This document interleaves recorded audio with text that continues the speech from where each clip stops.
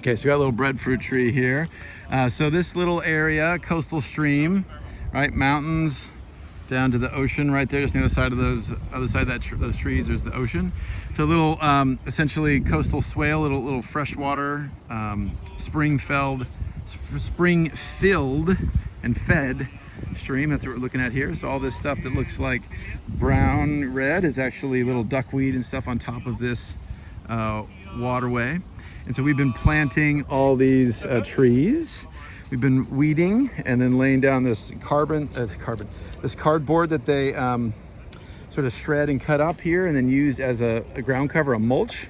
And so we've been planting plants, getting them in the ground, and then getting them ready to be watered, and slowly reclaiming this chunk of little riparian, little coastal stream corridor with native endemic plants and with what we call canoe plants, which are plants that have been here for over 1,000 years that were brought by the Polynesians on their canoes.